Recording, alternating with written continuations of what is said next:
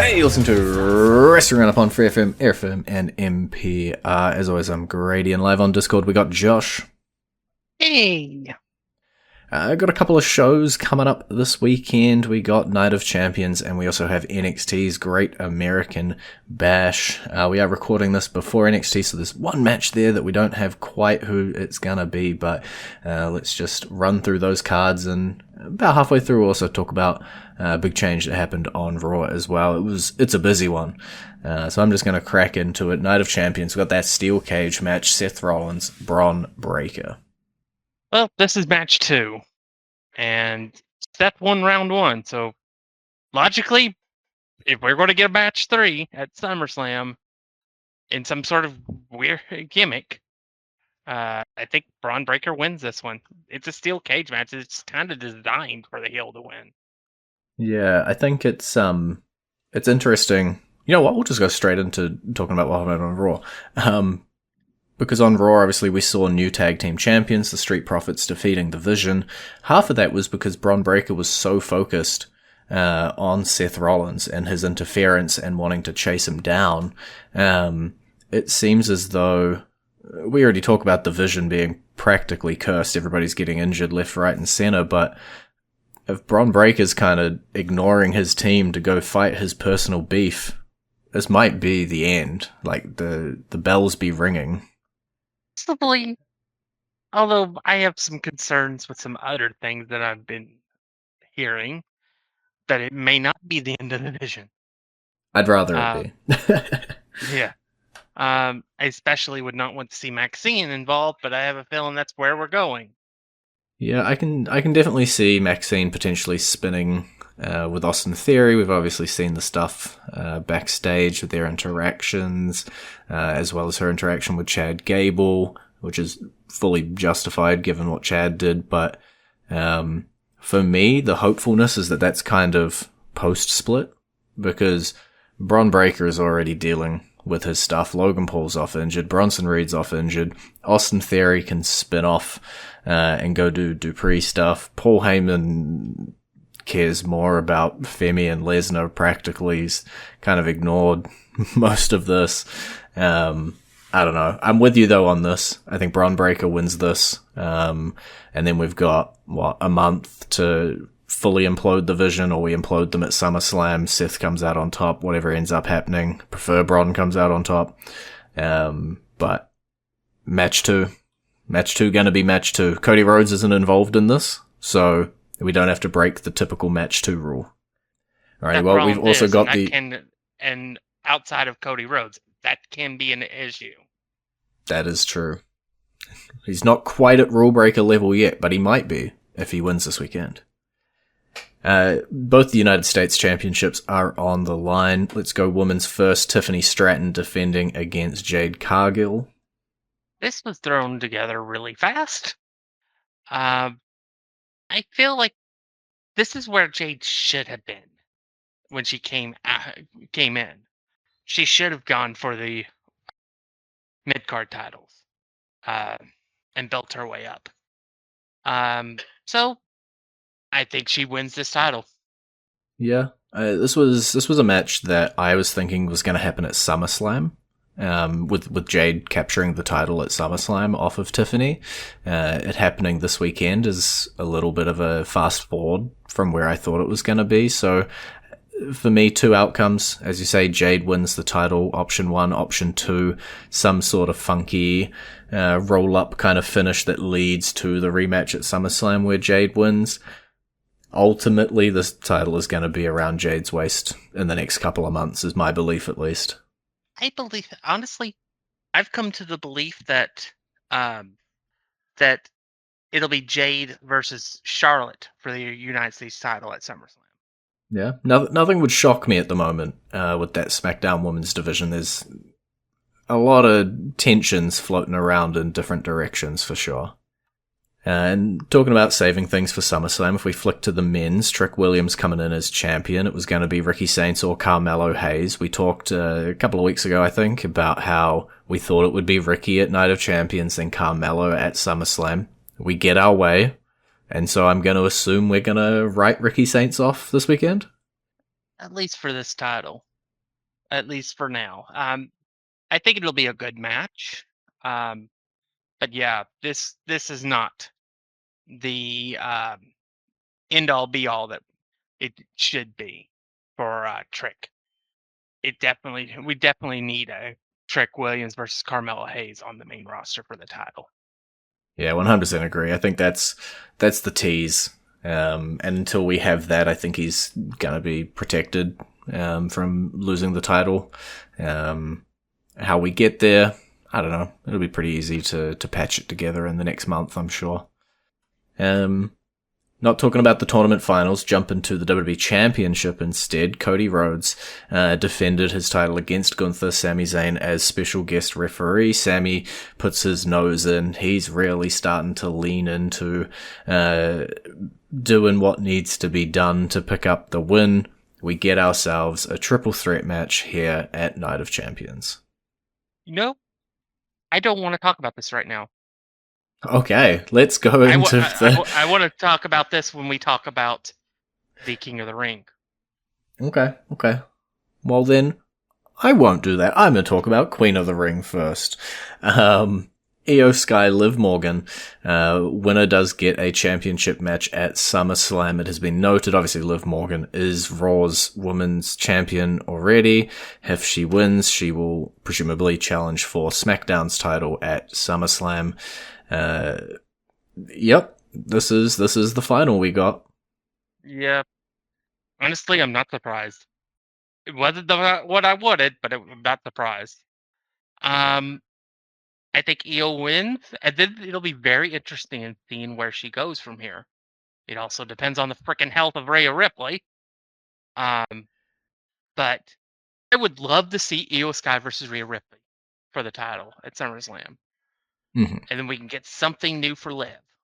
Something new being her actually defending the title, but that's neither here nor there. But I have a strong feeling that this is again a match 2 situation. Yeah, where Io wins and then challenges for the title at SummerSlam, and then we'll see where we go from there. Yeah, for me, Liv Morgan winning makes 0 sense. And the only way it makes sense is if they're going to, and this should not be a thing, unify the titles. Yeah, no, not a thing. Not even going to put that into the universe. Champion versus champion for title title for title. That's the only way it makes any sense. We do champion versus champion. There's a whole pay-per-view for it called Crown Jewel. Here, the one iota that I had, and this is not how I would do it.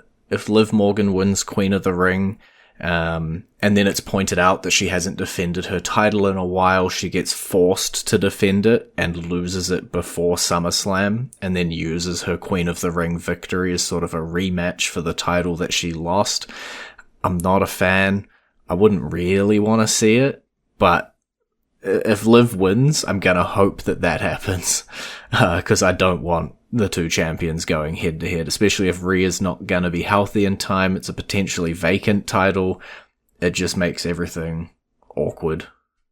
I'm with you. I'd much rather Io Sky win, face Rhea Ripley. We know they put on bangers. Give me another one. If Rhea can't make it, then everything's up in the air and we got to figure it all out, right? Might be some breaking glass in case of emergencies.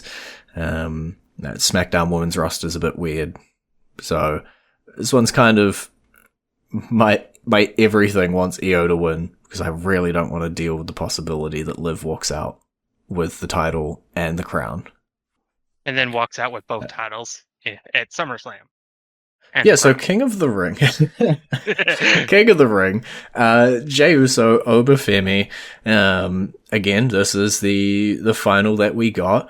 We know that Brock Lesnar is on Obafemi's heels, potentially. We know Roman Reigns is potentially keeping an eye across this match, as well as Jacob Fatu and the rest of the bloodline. It's kind of got the most fit into it in terms of different people's involvement and storylines colliding. There was the reason I said I didn't want to talk about the triple threat match until I talked about this one is because it works together. I have Jay winning and challenging Sami Zayn for the WWE Championship. Yeah. I think it's so like, I don't know.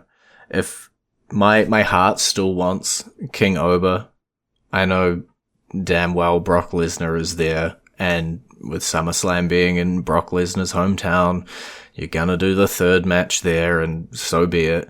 I've seen some people suggest Oba versus Brock on night 1 and then Oba versus Reigns on night 2.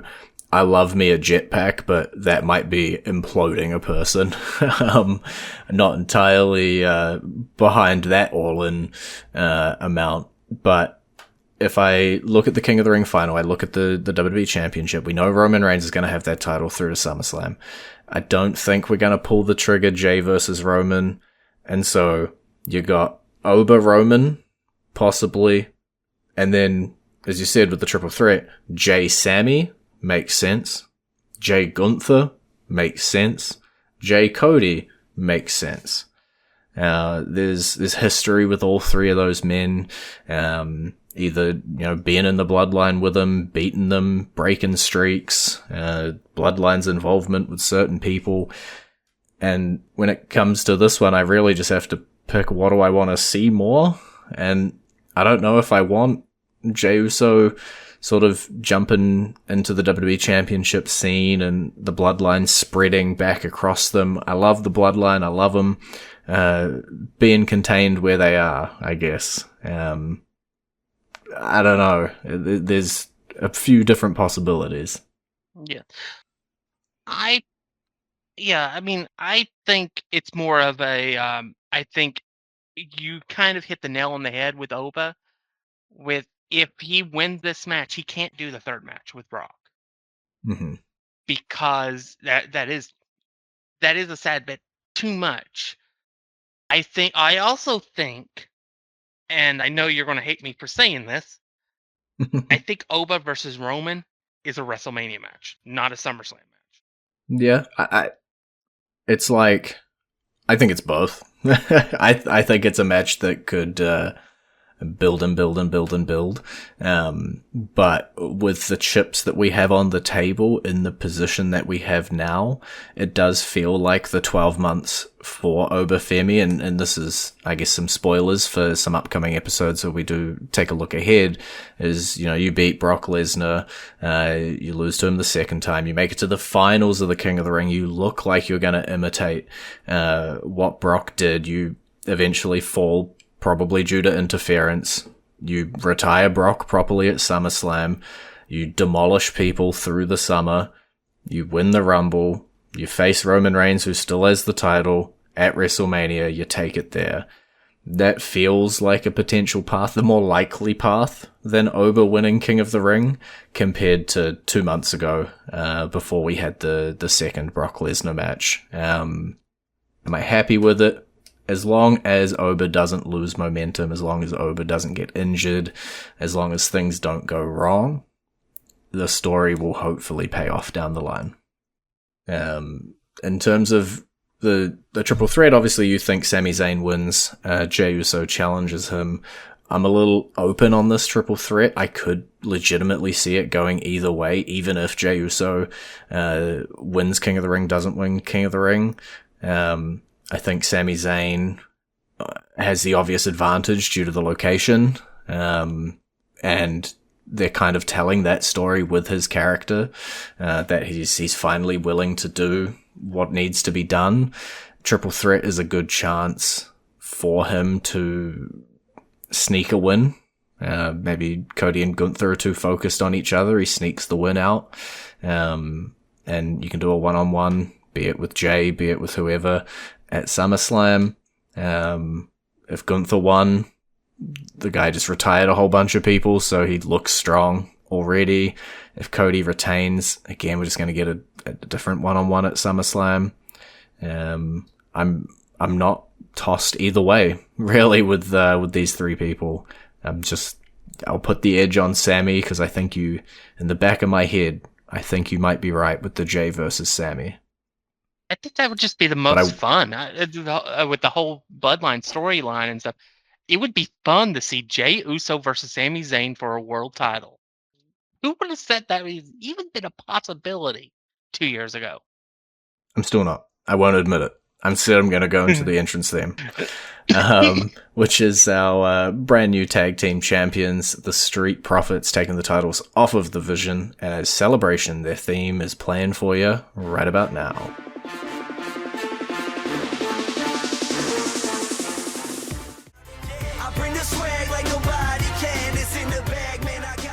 And you're back at Wrestling Roundup on FreeFM, ArrowFM, and MP. I'm Grady, he's Josh.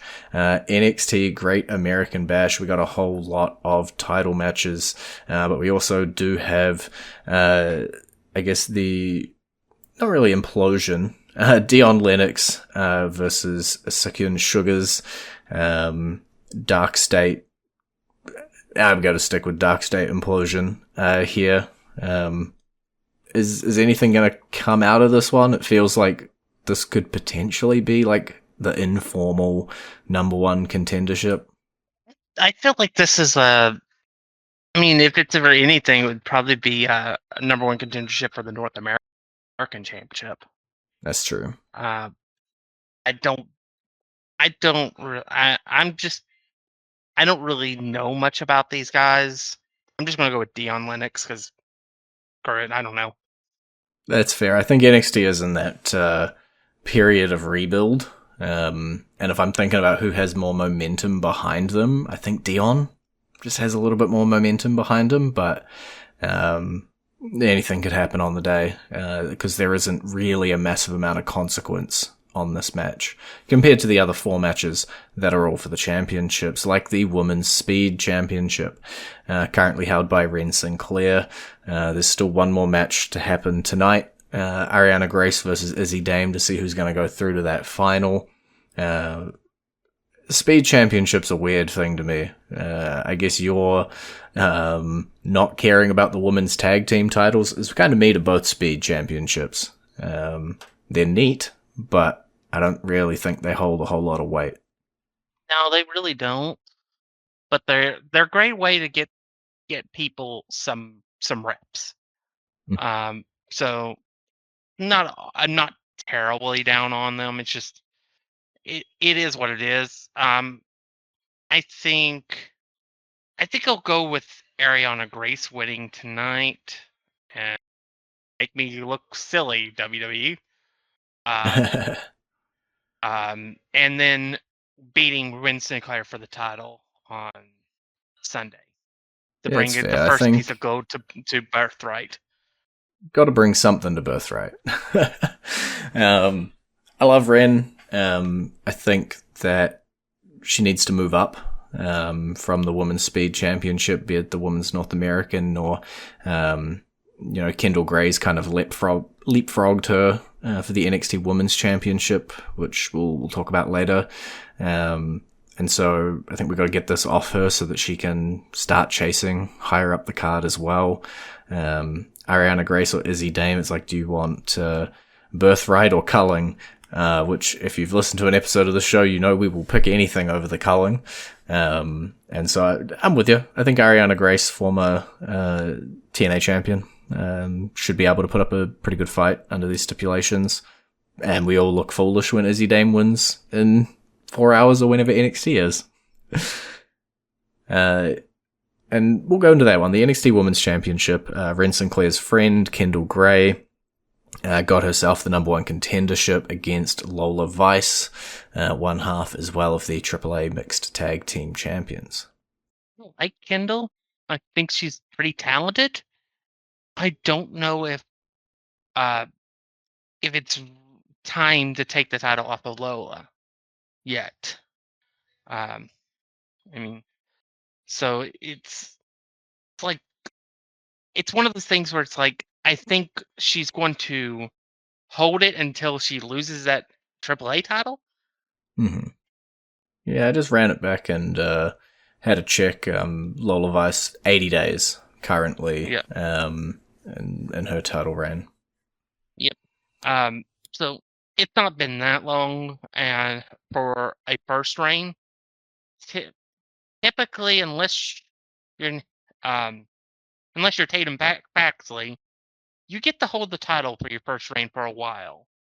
So I still think she's got a couple more months as champion, maybe to the SummerSlam event for NXT. Hmm. Um, but uh, Kendall Gray is pretty talented, and I would be down for her holding the title. So it wouldn't be a problem. I just don't see it yet. Yeah, I'm with that. I do think it's potentially a little soon. I think there's still some story there with Ren, and some other bits and pieces to tell. We know Kalani Jordan also trying to get into the championship scene, losing that number one contendership match to Kendall Gray. Just don't know. I think the NXT Women's division is seeing a lot of their mid card or their upper mid card talent swooping in to sort of fill in the power vacuum that was left by some of their top talents moving on. And it's a bit too soon to categorize or to see like who is going to come out on top of that, who's going to show case themselves best when they do have that time in that space. So I'd keep the title personally on Lola for a little while. As you say, maybe a month or two. Give them the chance to tell a couple other stories, to give other people big spotlights, and then be like, okay, now who's impressed me the most? Who do I think is going to be that next NXT Women's Champion? Because Lola's not a bad champion. If they do Kendall, hey, they've still got a story there with Ren. They've still got a story there with Kalani as well. It's just not what I'm tipping for this match. Men's North American Championship, Miles Bourne defending against Tavian Heights. This should be a fun match, I think. Um, Again, I think it's a situation where it is the. I think this is a situation where it's unlike the other North American Championship. I don't think this one is being held. I think this one might be where it's about time to change it. It is 100 going on 120 days as of recording, so probably as close to so. And we've been pretty high on Trivian Heights in the past. Why not? Yeah, I think in a world where again NXT's men's division is heavily rebuilding, maybe you need Miles Bourne. You know, someone who's been there a little bit longer and had those spotlight matches. Maybe you need him further up the card as well. So giving Tavian a run with this championship and shuffling Miles around to put him into different challenges and putting him against some of the Tony D'Angelo's of the world will be interesting. And so I'm with you. I think Tavian Heights may pick up this championship just to free up Miles. And to see what he can do, up the tippy top of the card. We got a little bit of a showcase of it. But I want to see more. I do like me some Miles Bourne. And then talking about that tippy top of the men's NXT division, NXT Championship is on the line. Tony D'Angelo defending against Naraku, formerly known as Evil. I could see, honestly, I think what happens here is I think D'Angelo steals it, just barely retains it, and then he gets promptly destroyed by whoever Naraku debuts as part of his whatever faction he's going to have in NXT. Because I don't think he's going to be a standalone act. No, there's definitely been rumors of other former New Japan, All Japan, Japanese wrestlers potentially making their way over to WWE who do have connections to the former Evil. Do we see him? We'll see. I'm going with very similar. I do think he will debut a friend this weekend, but I think that friend might be enough for him to capture the championship I do love Tony, but if there's something that NXT loves more than Tony, it's given the brand new debut the NXT Championship. So I could definitely see it, either this weekend or a month from now at the next show. Naraku and his crew of people being at the top of the NXT men's division. Alrighty, well, that is all we have time for this week. It's been great talking to you. Maybe. You can visit our Facebook page, facebook.com/wrestling R&D up, our Twitter page, twitter.com/wrestling R&D up, or our YouTube page, youtube.com/wrestling RND up. And we will catch you next week.